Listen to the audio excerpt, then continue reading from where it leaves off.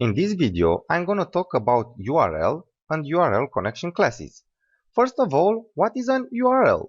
URL is an acronym for Uniform Resource Locator and is a reference to a resource on the internet.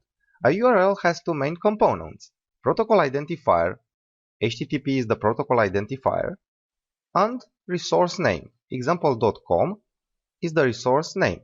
Note that the protocol identifier and the resource name are separated by a colon and two forward slashes.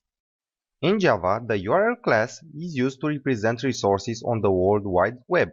URL is a reference to an object on the web, such as an FTP site, an email address, or an HTML web page. The URL connection class is used to send and receive data over the web, and it represents a communication link between the URL and the application. So you can open a URL in Java using URL or URL connection classes. You can then read the data from the URL using a combination of an input stream reader and a buffer read stream. Okay, now let's create an URL object. The easiest way to create an URL object is from a string that represents the human readable form of the URL address. I'm gonna do URL equals new URL, and I'm gonna use this link. I'll tell you later why I've chosen this web page. If I open this web page, it will show you the last price at the Oracle stock. So I've created an URL which is a reference to a resource on internet. The URL constructor takes as parameter a string that represents a web resource. You can read directly from an URL. You can call the URL OpenStream method to get a stream from which you can read the contents of the URL. The OpenStream method returns an input stream object, so reading from an URL is as easy as reading from an input stream. However, rather than getting an input stream directly from the URL, you can explicitly receive a URL connection object and get an input stream from the connection. The URL connection class contains many methods that let you communicate with the URL over the network. URL connection is an HTTP-centric class.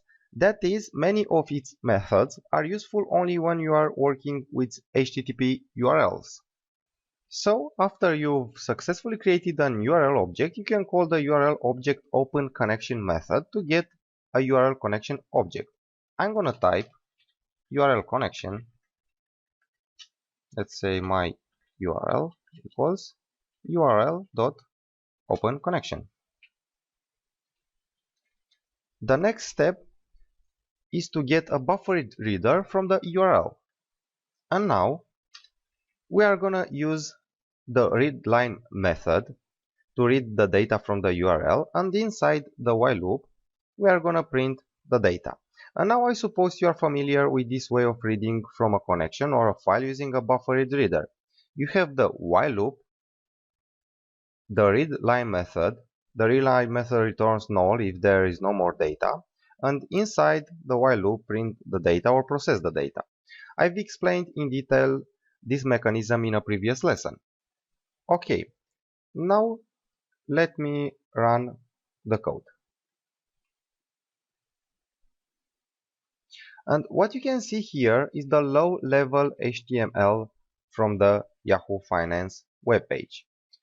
Now we can do something that is called web scraping. Web scraping is a computer software technique of extracting information from websites. Any content that can be viewed on a web page can be scraped.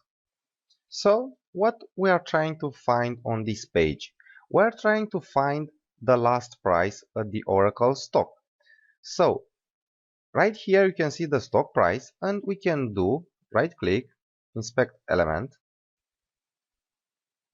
and right here we can see span ID, and between the span tags we can find the value we are looking for. To obtain the value between span tags, I'm using an if statement to get the line that contains this characters sequence.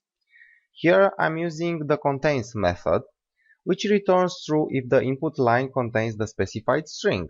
Then all I have to do is to extract the value between tags. To accomplish this task, I'm using a Java regular expression. A regular expression is a sequence of characters that forms a search pattern. So here is my search pattern, and this characters sequence match any string between span tags. Then you have to create a pattern object using the compile method. This method takes the pattern string variable. And inside the if statement, I try to find a match using a matcher object. If we find a match, print the string. If you don't want to use regular expressions, you can use the string class methods. Now let's run the code.